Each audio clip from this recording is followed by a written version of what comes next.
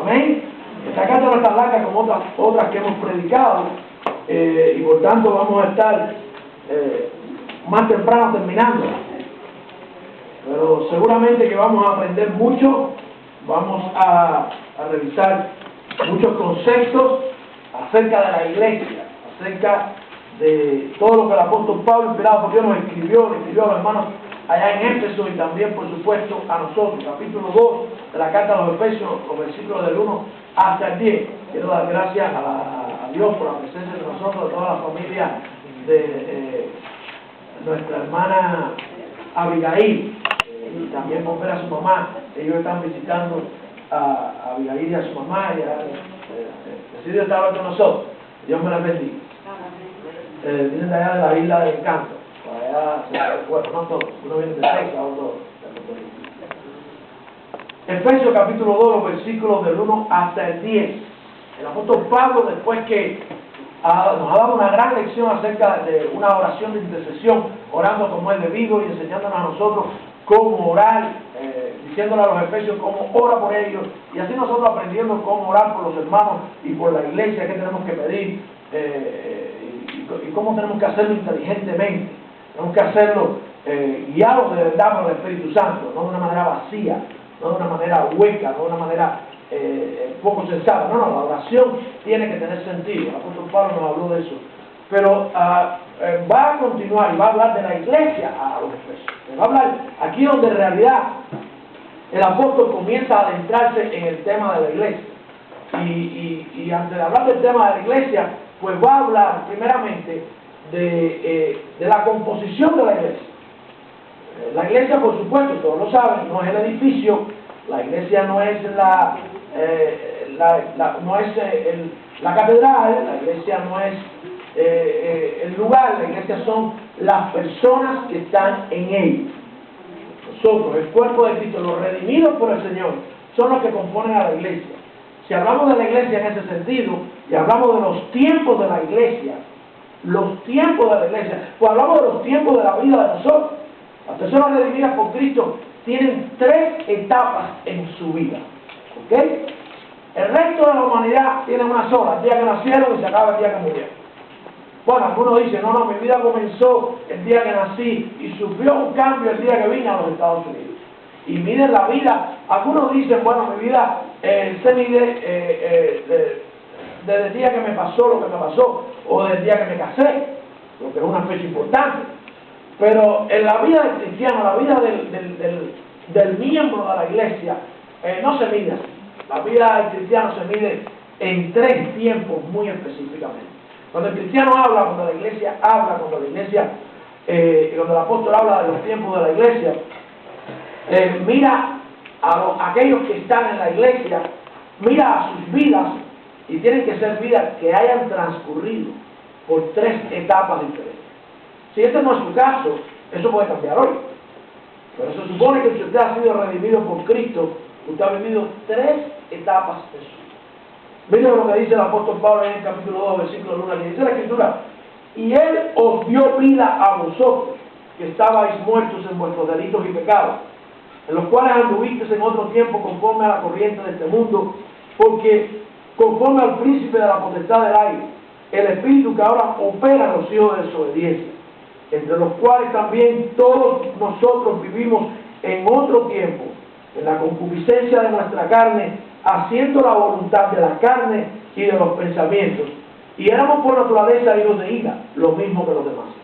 Pero Dios, que es rico en misericordia, por su gran amor con que nos amó, aún estando nosotros muertos en pecado, nos dio vida juntamente con Cristo, porque por gracia sois salvos, y juntamente con Él nos resucitó, y asimismo nos hizo sentar con Él en lugares celestiales en Cristo Jesús, para mostrar en las edades venideras las abundantes riquezas de su gracia, en su bondad para con nosotros en Cristo Jesús. Porque por gracia sois salvos, por medio de la fe, y esto no de vosotros, pues es don de Dios, no por obras para que nadie se gloríe, porque somos hechura suya, creados en Cristo Jesús para buenas obras, las cuales Dios preparó de antemano para que anduviésemos en ellas. Oremos, Padre, te alabamos, te damos gracias por tu palabra. Te pido que tú prepares los corazones de aquellos que están escuchando y también me escondas con mis defectos de esta discurso. En el nombre de Jesús. Amén. Hermanos, si usted es redimido por la sangre de Cristo, y si no lo es, para eso Dios nos trajo aquí. Pero si ya lo es, su vida ha transcurrido 3 etapas. El cristiano marca su vida en relación con aquel que lo salvó, con aquel que murió por él, con aquel a quien él le entregó su vida. Nosotros no tenemos fechas importantes. Las fechas, es triste ver cómo las personas tienen fechas importantes.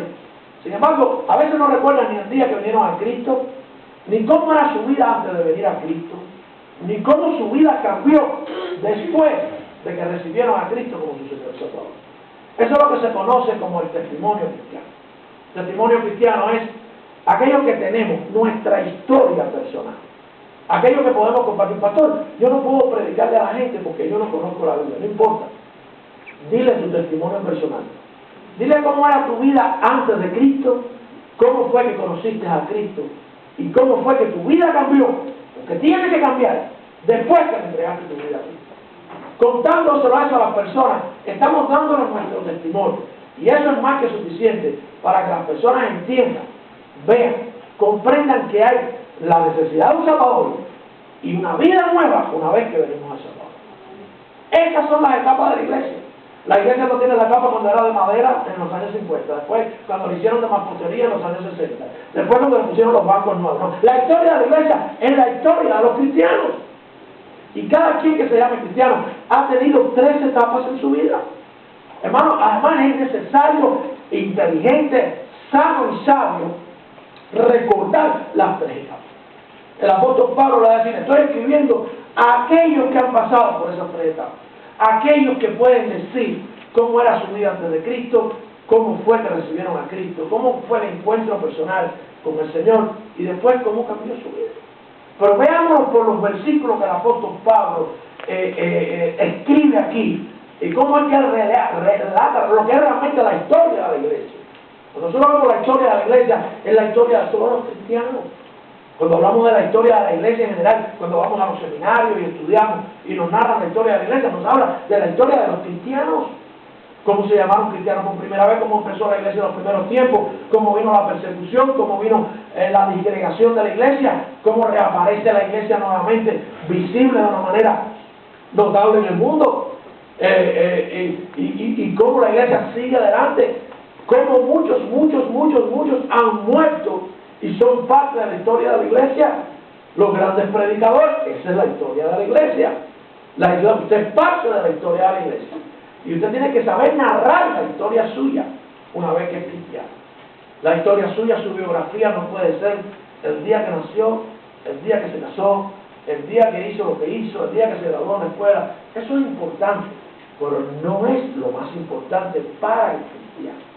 Para el cristiano hay 3 etapas bien definidas. La primera etapa, el tiempo de la muerte, cuando todos estábamos muertos, cuando la muerte se enseñoreaba en nuestras vidas, cuando no teníamos a Cristo, cuando no habíamos conocido de ese plan, cuando no habíamos conocido de esa maravillosa salvación que Dios proveyó para toda la humanidad. Hay quien piensa que, bueno, todo el mundo viene al mundo, pero unos quieren ser parte de la iglesia, unos quieren ser salvos, otros no. No. Todos venimos al mundo, todos hemos pecado, todos estamos separados de Dios, y para todo el mundo hay un salvador y una salvación. Lo que no todos la reciben. Tristemente. Ahora, para los que la reciben, estas 3 etapas son las etapas más importantes de la vida terrenal. O sea, la última etapa para aquellos que son realmente cristianos no ha terminado. ¿Saben cuánto dura? La eternidad. Va a haber un cambio en esta última etapa de aquellos que son cristianos, aquellos que han recibido la salvación. Va a haber un cambio en un momento. Es solo un cambio, no es el fin de la vida en lo absoluto. Es solo una coma en el gran plan de Dios. Es un cambio, pero además es un cambio para la eternidad, porque esa tercera etapa concluye ¿cuándo? Nunca. ¿Dura cuánto? Eternamente. La primera etapa, la etapa de la muerte, la etapa del pasado sin Cristo. Miren los versículos del 1 al 3, allí en el capítulo 2, como nos dice el apóstol Pablo. Y os dio vida a vosotros que estabais muertos en vuestros delitos y pecados. Esa es la condición de todos aquellos que no han recibido a Cristo como su Señor y Salvador. Estamos en manos de la muerte. Estamos muertos espiritualmente. Usted existe. Usted deambula. A lo mejor deambula con dificultad, porque es una gente joven, ¿verdad? Pero usted físicamente está, pero no espiritualmente.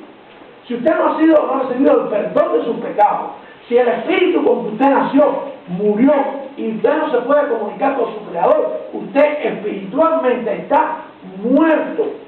Pastor, yo respiro todos los días, dale gracias a Dios. Yo camino, yo hago esto, yo hago lo otro, dale gracias a Dios. Pero si no has recibido un nuevo espíritu, estás muerto. ¿Muerto en qué? En los delitos y pecados que no te han sido perdonados, porque nunca has pedido perdón. Esa es la vida de aquel que no ha recibido a Cristo. Pero ¿saben qué? Allí estábamos todos. Y es bueno recordarlo. Nuestra historia tiene que comenzar, nuestra biografía tiene que comenzar con esa vida en la que estábamos haciendo toda la fechoría que estábamos haciendo y que nadie nos había dicho o nosotros no habíamos querido recibir el perdón de toda aquella basura. No teníamos cómo salir, no teníamos salida, estábamos en una encrucijada.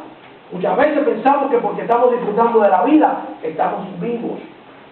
En delito del pecado, una vida de muerte. La muerte está en tus manos, corres el riesgo de morir eternamente, porque puedes partir sin Cristo. De manera que se señorea la muerte en tu vida. Y en el versículo 1 queda claro que estabais muertos en vuestros delitos del pecado. Todos, los efesios, nosotros, todo el que no tiene a Cristo y el que lo tiene, en un tiempo estuvo muerto en delitos y pecados. En segundo lugar, en el tiempo de la muerte, nosotros estamos en manos de ¿quién? De Satanás, del enemigo poderoso que se opone a Dios, creado por Dios, pero destituido, arrojado, lanzado y haciendo el mal. Pastor, yo no quiero estar en manos de Satanás. Déjeme decirle que si usted no está en manos de Dios, está en manos de Satanás. No hay término medio. Dice la Escritura en Mateo, si nosotros siempre tenemos un Padre. Si nuestro Padre no es Dios, nuestro Padre es Satanás. Dice el versículo 2, en los cuales anduviste en otro tiempo, ¿verdad? Que estábamos bien perdidos todos, ¿verdad? Que hacíamos cosas. Miren, ayer yo estaba mirando la televisión, y yo no sé por qué, estaba oyendo un discurso del presidente de los Estados Unidos, un discurso del hombre más poderoso de la tierra. Se supone que sea sensato, ¿verdad? Que sea inteligente, que tenga sentido común. Se supone, ¿verdad?, que el presidente de un país tan poderoso tenga sentido común, que no malgaste su tiempo, que defienda la vida. ¿Cómo es posible pararse a hablarle al mundo entero desde una organización responsable de millones y millones y millones de niños muertos? Defenderla, defender esa organización, decir que la va a defender porque hacen un bien, gracias a que las mujeres abortaron, las mujeres pueden trabajar, pueden estudiar. Hermano, y yo digo, la diferencia es Cristo. ¿Saben qué? Porque yo era peor que Él. Él los está defendiendo, yo los hacía. Siempre me acuerdo que le decía a los muchachos de la escuela donde él enseñaba que yo era un asesino, Dios me había perdonado. Pastor, ¿y cómo usted es maestro? Si usted era asesino, ¿cómo es pastor? Pues Dios me perdonó. ¿Pero quién usted mató? Niños. Cristo hace la diferencia, el Espíritu viviendo. Yo estaba perdido y yo miraba a ese hombre y decía, qué diferencia tan grande estar vivo, aprender, nacer de nuevo, recibir el Espíritu que te da realmente la verdad. ¿Cómo es que este hombre piensa como piensa? Porque no tiene el Espíritu de Dios. Tan sencillo como eso. Es una gran pena que desde la posición que tiene no sea un hombre que respete la vida, que tema de la vida, que cuide de la vida de los seres humanos, y que no tenga ese espíritu que cualquiera de nosotros, yo el más vil de los pecadores, porque yo soy peor que Pablo, ese Pablo que era hermano, era yo, lo recibió y entendió que un aborto es matar a un niño. Qué difícil. es el Espíritu de Dios. Y en las manos de Satanás hacemos cosas satánicas, defendemos cosas satánicas, nos guiamos por Satanás en persona. Dice el versículo 2 allí, en los cuales estuviste en otro tiempo, conforme a la corriente de este mundo. Esa es la corriente de este mundo. Conforme al príncipe de la potestad del aire, hablando claramente de Satanás, el espíritu que ahora opera en los hijos de desobediencia. Ya no está en nosotros que hemos recibido a Cristo. Pero aquellos que han desobedecido la voz de Dios, sí opera el espíritu de Satanás. En los que no han recibido a Cristo, sí. Puede que no lo notemos, puede que no lo veamos, puede que ellos no lo entiendan, puede que ellos no lo crean. Pero sí vive Satanás, opera Satanás y lo gobierna Satanás. Estamos en manos de la muerte, estamos en manos de Satanás cuando no tenemos a Cristo. Y estamos en manos de nosotros mismos. El peor de todos somos nosotros mismos. Dice el versículo 3, entre los cuales también todos nosotros vivimos. Nosotros vivimos en el mundo, apoyamos las cosas del mundo, hacíamos las cosas del mundo. Y un día Satanás perdió la pelea con nosotros, empezamos a hacer las cosas que no son del mundo, y el mundo empezó a llamarnos locos, religiosos, fanáticos. Pero en un tiempo estuvimos así, como estuvieron los hermanos de Éfeso, en la concupiscencia de nuestra carne, haciendo lo que nos venía al corazón, lo que nos salía de nuestra carne, los deseos de nuestra carne. El cristiano, la única diferencia entre cristiano y no cristiano, es que el cristiano no se guía por él. Del corazón del hombre sale todo lo malo. Fuente más grande de pecados es el corazón del hombre, la carne del hombre. Dice que hacíamos la voluntad, en el versículo 3, haciendo la voluntad de la carne y de los pensamientos. Mis hijos a veces vienen a hablar conmigo, papi, tuvo este pensamiento que tú crees, eso no es nada, mi hijo. Lo que te va a venir a la mente no tiene parangón. La vida del cristiano se caracteriza a luchar contra los pensamientos y llevarlos cautivos delante de Cristo. Esa es la vida del cristiano. De nosotros salen, de nuestra propia concupiscencia, de nosotros mismos, salen los pecados. Pero cuando no somos cristianos, cuando no tenemos con qué luchar, cuando no tenemos el Espíritu de Dios, eso es lo que nos gusta hacer, darle rienda suelta a la carne, darle rienda suelta a nuestro deseo. Estaba viendo la televisión también y veo que hay un movimiento para enseñar, para transformar la pedagogía. A los niños no hay que educarlos, dicen los líderes de este movimiento. Hay que dejarlos hacer lo que quieran y no insistir y presionar tanto en la educación. Cada niño que nace en este mundo, si no tiene la educación, la correcta, todo ser humano que nace en este mundo es potencialmente un asesino, un ladrón, un delincuente, lo que quiera hacer. Por la sencilla razón de que necesita dirección, necesita guía, necesita oír que hay un Dios, necesita disciplina. Pero ahora dicen que no, eso hay que cambiarlo. Hay que dejarlo que haga lo que quiera. Todavía no tienen 2 años y ya levanta la mano a la gente y le dan las perretas, como dicen ellos, las perretas, como dice la gente. Ahí es donde empieza el problema, ahí es donde hay que pararlo, ahí hay que decirle, la mano no se levanta nada, con 2 añitos, con 3 añitos, ahí es donde la buena acá sufre el efecto, ahí es donde hay que frenarlo, porque de sus propias concupiscencias van a salir todos los pecados que ustedes no se imaginan. Por eso es que hace falta un padre y una madre. Por eso es que hace falta la palabra de Dios. Por eso es que hace falta una educación adecuada. Bueno, pues también acepte que la educación pública es la que no sirve para nada. También. Porque de verdad que lo que enseñan en la escuela muchas veces no sirve para nada.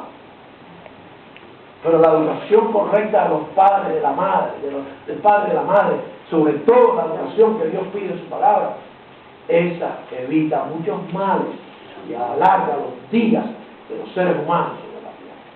Hermanos, en primer lugar, vivimos en el pasado, vivimos en el tiempo de la muerte sin Cristo. Vivimos poseídos, dominados por la muerte, por Satanás y por nosotros mismos. El principal enemigo nuestro somos nosotros mismos. Y éramos, por tanto, dice el versículo 3, hijos de ira. Al Dios ver cómo actuamos, al Dios ver cómo vivimos, La ira viene sobre aquellos que son desobedientes. Lo mismo que los demás. Hoy somos diferentes, pero en aquel momento éramos lo mismo que los demás. Segundo lugar, mi hermano, para el cristiano, el que realmente se llama cristiano, hay una segunda etapa en su vida, la que de verdad hace la diferencia, la que marca la transformación, el encuentro personal con Jesucristo.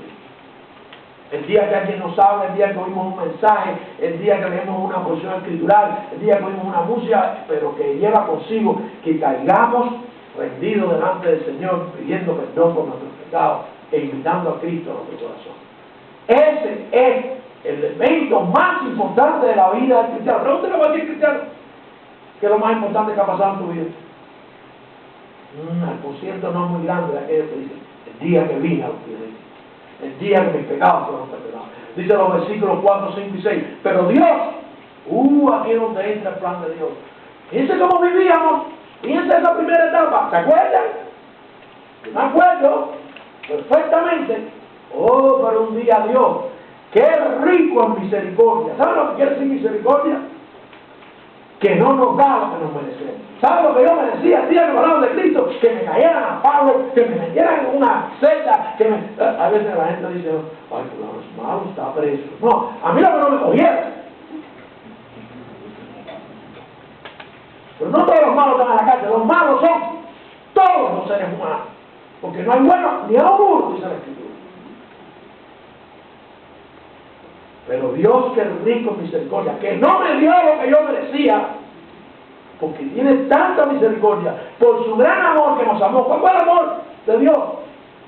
Que ha dado a su Hijo unigénito. De tal manera mejor que por mí dio su Hijo unigénito. Ese es el amor de Dios. Ese es el amor de Dios. Eso es lo que hace el cambio en la vida. Dice el versículo 5, aún estando nosotros muertos en pecado, aún estando muertos, condenados, ya estábamos condenados, nos dio vida juntamente con Cristo, por gracia soy salvo. Su misericordia permitió que su gracia se manifestara. No nos dio lo que merecíamos y nos dio algo que no merecíamos. Su gracia nos trajo la salvación. Dios había podido decir, se apartaron de mí. Hubiera hecho como en los tiempos de Noé. ¿Por qué? Borró mi cuenta nueva, los desaparezco otra vez y empiezo otra vez y cada vez que sea necesario vuelvo a empezar. Pero su misericordia, que es tan grande, nos permitió su salvación por gracia. Gracia, no obra, pero después vamos a ver eso. Gracia, no obra. El tiempo de la vida comienza con Cristo. No, pastor, yo tengo 35 años. No, usted empezó a vivir espiritualmente el día que recibió a Cristo. Yo empecé a vivir a los 35 años de edad. Después de 35 años físicamente, comencé a vivir espiritualmente el día que recibí a Cristo como Señor Salvador. El tiempo de la vida, el tiempo presente en que vivimos con Cristo, pero que comenzó con hermano, ya no se habla del concepto del nuevo nacimiento. Ya no hay que nacer de nuevo, ya ese concepto se ha eliminado. Lo que, como decían en inglés, los born again Christians, ya eso no se habla. Ya todo el mundo puede ser cristiano, no importa. Hoy estaba viendo una revista, Christianity Today. Hay dos artículos. Un artículo es si los musulmanes en la mezquita son seguidores de Cristo, son cristianos. Si los budistas encuentran que Cristo debe ser predicado en la pagoda, son cristianos. Otro artículo, una señora lesbiana, izquierdista, ella se llama así, lesbiana, izquierdista y no sé qué más, pero encontró a Cristo y encontró una razón para seguir viviendo como estaba viviendo. ¿Qué cosa es el nuevo nacimiento? O aquella conversación con Nicodemo nunca sucedió. O Jesucristo estaba loco, estaba hablando mentira. Cuando lo dijo, a todo el mundo es necesario nacer de nuevo. Y hay que meterse en el vientre de la madre. No, nacer espiritualmente. Y Jesús dijo, a todos es necesario nacer de nuevo. Sí, hay que nacer de agua primero, que quiere decir del vientre de la madre. Eso es lo que quiere decir nacer de agua. Porque todos bebetan en agua. ¿Se acuerdan ustedes, madres, cuando dieron el parto, cuando se rompió la fuente, empezó la cantidad de agua aquella? Eso es nacer del agua, no es bautizo. ¿Ok? Nacer de agua y nacer del Espíritu. Hay que nacer primero físicamente, porque se nace físicamente del agua, hay que nacer del Espíritu Santo. Porque estábamos muertos. Sin embargo, Dios nos revivió, nos dio la vida, porque nos dio un espíritu que nos muere. Ese es el nuevo nacimiento. Ese concepto, como el concepto de la muerte espiritual se ha eliminado, el concepto del nuevo nacimiento se ha eliminado. ¿Por qué podemos nacer de nuevo? Número uno, por la misericordia de Dios. Estaba condenado y pude por la misericordia de Dios nacer nuevo. Número dos, por la gracia de Dios. No me dio lo que merecía, me dio algo que no merecía. La salvación en Cristo. Y nos dio también la esperanza. La esperanza.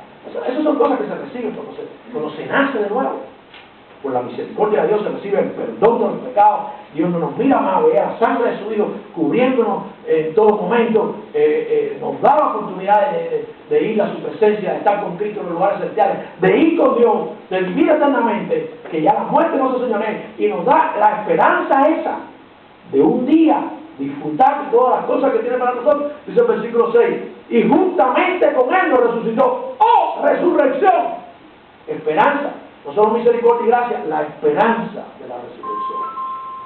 El verdadero cristiano, parte de su vida es que sabe lo que va a pasar con su vida. ¿Ha visto usted alguna biografía de alguien que diga lo que sepa que va a pasar? Todo el mundo habla de lo que le pasó desde que nació hasta que se murió. O hasta que se murió no, hasta que alguien termina y dice cómo fue que se murió. Pero nadie habla de lo que le va a pasar después. Nosotros sí sabemos que vamos a resucitar con el Señor porque Él resucitó. Y asimismo nos hizo sentar con Él en lugares celestiales en Cristo Jesús. Garantizado, nos hizo, tiempo presente, nos hizo sentar. Ya está garantizado, ya nuestro nombre está en el libro de la vida. Ya nosotros tenemos el futuro garantizado. Ya está hecho, ya está dicho, porque Cristo resucitó.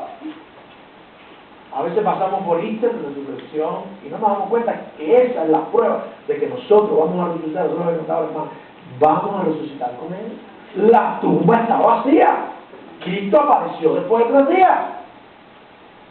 Y por tanto, lo hizo para que nosotros supiéramos que los que creemos en Él tenemos resurrección de nuestros muertos. Esa es la esperanza. La vida, cuando recibimos a Cristo, todo cambia, cambia el futuro, recibimos el perdón de los pecados por su misericordia, la salvación por la gracia de Dios y el futuro totalmente garantizado.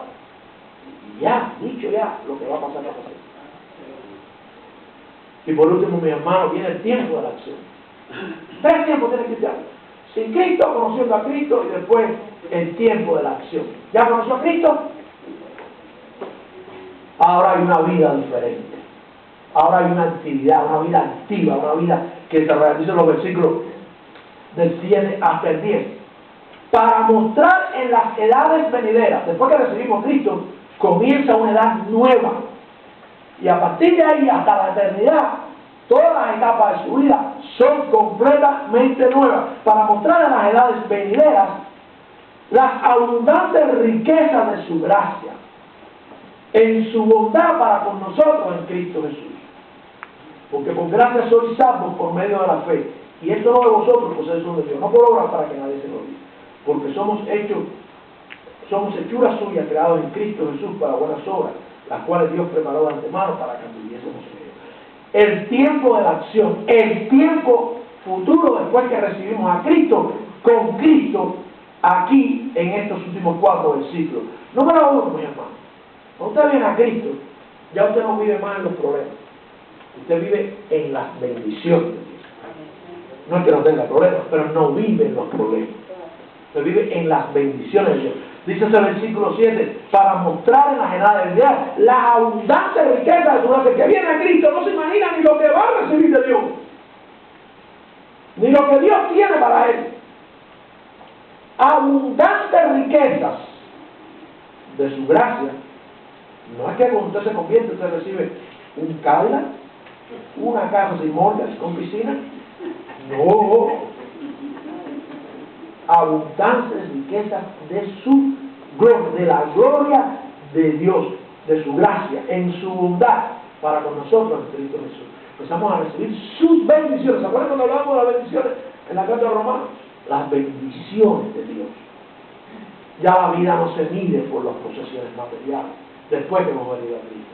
Se vive por la presencia de Dios. Ya contamos las bendiciones, no contamos los problemas, no contamos las riquezas materiales, bienvenidas son, ni las contamos, las disfrutamos y seguimos contando las bendiciones. Las tomamos como bendiciones. Vivimos en sus bendiciones. No solo vivimos en sus bendiciones, vivimos con fe. Vivimos por esa fe salvadora que un día nos hizo abrir los ojos y decir, necesito salvación, necesito perdón de mis pecados. Empieza a aumentar y a crecer. Y empezamos a vivir. No solo nos salvó, empezamos a vivir en ella cada día, dice el versículo 8, porque por gracia soy salvo, por medio de la fe. Y esto no es de vosotros, pues es don de Dios. Esa fe salvadora que Dios permitió que por solo creer en Cristo fuéramos salvos, va en aumento. Porque en nuestra relación con Él lo vemos viendo, obrando en nuestra vida. Con nuestra relación con Él sabemos qué esperar. Ya sabemos lo que esperamos. Tenemos la certeza de lo que viene. No importa que no lo veamos, confiamos. La fe salvadora se hace permanente, creciente, nueva cada día en Dios. Nosotros en la vida nueva, es una vida de bendiciones, es una vida que se vive en bendiciones, una vida que se vive por fe. La vida práctica cristiana es bendiciones de Dios, la fe de Dios y también las obras que salen de Dios. Oh, pastor, yo tengo una fe, usted no se puede imaginar. Mi vida está llena de bendiciones y se acabó todo. ¿Dónde están las obras de la fe? No hay ninguna contradicción entre Juan y Santiago. Mentira, eso es de Satanás. La salvación viene por fe, por creer en tu corazón que Cristo es el Señor, que Dios lo levantó de los muertos, de ese día para la solución de nosotros y perdón de los pecados y para la vida eterna. Pero eso es tan grande, eso es tan poderoso, ese espíritu que viene a vivir en usted tiene que dar fruto. No puede ser que se siga viviendo igual, no puede ser que la vida continúe. No puede ser que cante en tu iglesia, la vida sigue igual, porque no sigue igual. ¿Dónde están los frutos? ¿Dónde está esa señora lesbiana que dice que encontró como justificación para hacer lo que hace? O la vida tiene que cambiar, la vida tiene que dar frutos, que no es cualquier cosa, es Dios de todo poder viviendo en nosotros. Ya no estamos muertos, ahora estamos vivos. Si disfrutamos de las bendiciones de Dios y vivimos por fe, pero la vida tiene que dar buenas obras. Dice el versículo 8, que por gracia son salvos por medio de la fe, y esto no es vosotros, pues es don de Dios, ese don de Dios para que nos hizo, que nos permitió creer, va en aumento y vivimos por Él cada día. Pero dice el versículo 10, porque somos hechura suya. Ya no es nuestro creador, ahora es nuestro Salvador. Y lo que va a hacer con nosotros, viviendo en nosotros, es su voluntad. Somos hechura suya, creados en Cristo Jesús. No está hablando de la creación, está hablando de la nueva criatura que somos en Cristo Jesús, para buenas obras. Hermano, la fe tiene que producir frutos, y por sus frutos conoceremos quién es miembro de la iglesia o no. Son los frutos de la fe. Santiago decía, si tuviste fe, si creíste en Cristo, si esa fe fue tan grande que Cristo te salvó, si lo crees, muéstrame tus frutos. Si no es una fe vacía, y por tanto no es una fe salvadora. Sí, la salvación es por fe, pero si de verdad fuiste salvo, pastor, no, porque mire fulano como vive, ¿eres salvo? No. Me niego a aceptar que una fe salvadora, realmente una relación que comenzó un día, no del fruto. Vamos creciendo, vamos cada día luchando, vamos cada día produciendo nuevos frutos. Es duro, es difícil, pero tiene que haber fruto. La mata de mango no da guanábana, tiene que dar mango. frutos del Espíritu, frutos de multiplicación en nuestras vidas. Tenemos que, si esta historia no conmueve a alguien para que alguien venga a los pies de Cristo, no nos estamos multiplicando, no estamos dando fruto, que esta parte de nuestra buena obra. Solo los frutos del Espíritu no se mencionan en la Escritura, sino multiplicar. ¿Sabe lo que produce un cristiano?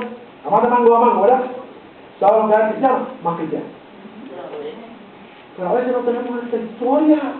Y Pablo quiere aclarar a los efesios que tienen que estar seguros de que estas han sido las etapas de su vida, porque esta es la historia de la iglesia. La historia de la iglesia no es la historia de un montón de gente que decidió reunirse y creer lo que querían creer y hacer lo que querían hacer con la palabra de Dios. No, la historia de la iglesia es esta. Almas redimidas por Cristo, viviendo en un pasado de muerte y viviendo ahora las cosas espirituales y produciendo frutos. Dice el versículo de otra vez, porque somos hechura suya, creados en Cristo Jesús, para buenas obras. No las obras que nosotros creemos que son buenas, las que ya Él dijo que son buenas. Es Dios que dice cuando una obra es buena, no, dice la última parte, las cuales Dios preparó de antemano para que anduviésemos en ella. Ahora soy cristiano. Ahora como soy cristiano voy a hacer esto y esto. No, vas a hacer lo que Dios dice que son buenas obras. No lo que nosotros creemos. No se guíen con su corazón. No guíense por Dios con su palabra. Todavía como cristianos de nuestro corazón y de nuestra carne van a salir concupiscencias que hay que luchar contra ellos. Que ponerse duro contra la mente. Dígamelo a mí. Es luchar contra la mente lo que viene a la mente. Y los deseos a veces de la carne dice que son engañosos. Hermanos, en esta última etapa, en la etapa de la acción que comenzó el día que recibimos a Cristo y que termina en ese futuro con Cristo, vivimos las bendiciones, vivimos con fe y vivimos haciendo buenas obras. Cuando Pablo le escribe a los colosenses, se lo resume de otra manera. ¿Ok? El mismo tema, dicho de otra manera, un poquito más detallado. Cuando le escribe a los colosenses, también se lo repite, porque es una carta a una iglesia. Es una carta a los redimidos en Cristo que están allí. En la carta a los Colosenses, allá en el capítulo 3, él le dice, fíjense cómo es la vida de cristiano, hacer morir quiere decir, están ustedes, mátenlo, lo terrenal en vosotros, fornicación, impureza, pasiones desordenadas, malos deseos y avaricia, que es idolatría. La avaricia es idolatría. Cosas por las cuales la ira de Dios viene sobre los hijos de desobediencia. La ira de Dios viene sobre aquellos que no han creído y estas cosas no han sido perdonadas. Dios tiene ira, sí. No sobre sus hijos, pero sí con los que han rechazado su maravilloso plan. En las cuales vosotros también anduviste. Fíjense que son las mismas palabras dichas a los colosenses. En otro tiempo cuando vivías en ellas. Pero ahora dejad también vosotros todas estas cosas. La ira, el enojo, la malicia, la blasfema, las palabras deshonestas de vuestra boca. No mintáis los unos a los otros, habiéndonos despojado del viejo hombre con sus hechos y revestido del nuevo, en el cual conforme a la imagen del que lo creó se va renomando hasta el conocimiento pleno, cambiando todos los días un poquito, un fruto todos los días, un fruto todos los días. Donde no hay griego ni judío, circuncisión ni incircuncisión, bárbaro ni escita, siervo ni hierro, sino que Cristo es todo y en todo. O sea, esto es para toda la humanidad. En otras palabras, vestido, bueno, ya dejé lo malo. Ya no digo mentira, ya no hago esto, ya no hago lo otro, ya lucho contra mis pensamientos, contra la carne. Ahí no terminó todo. Las buenas obras tienen que aparecer. Si usted se quita la ropa y se queda desnudo, si se quita la ropa vieja y se queda desnudo, a ver si se va a ver. Posiblemente se vea más feo sin ropa que con la ropa vieja. Si quitamos lo malo y limpiamos la habitación, dice que hay que tener cuidado porque pueden venir otros 7 espíritus, peor. Entonces es mejor ponerse lo bueno. Las buenas obras que Dios preparó de antemano, como dice ahí el versículo 10. Vestidos pues, le dice a los colosenses, como escogidos de Dios, porque eso es lo que somos. Santos y amados, de entrañable misericordia, de benignidad, de humildad, de mansedumbre, de paciencia. Hay que producir. Hay que producir, soportándonos unos a otros, perdonándonos unos a otros. Si alguno tuviera queja contra otro de la manera que Dios perdonó, así también hacerlo vosotros. Y sobre todas estas cosas, vestidos de amor. ¿Cuántos dicen que son cristianos? Y no hay. Y la paz de Dios, el amor, que es el vínculo perfecto, y la paz de Dios gobierna en vuestros corazones, a la que asimismo fuiste llamados en un solo cuerpo en la iglesia, y ser agradecido. La palabra de Cristo mora en abundancia en vosotros, enseñándonos y exhortándonos unos a otros con toda sabiduría. En la iglesia, cantando con gracia en vuestros corazones al Señor, con salmos e himnos y cánticos espirituales, no rumba ni merengue, cantos espirituales. Todo lo que hacéis, sea de palabra o de hecho, hacerlo todo en el nombre del Señor, dando gracias a Dios Padre por medio de él. Esa es la nueva vida en Cristo.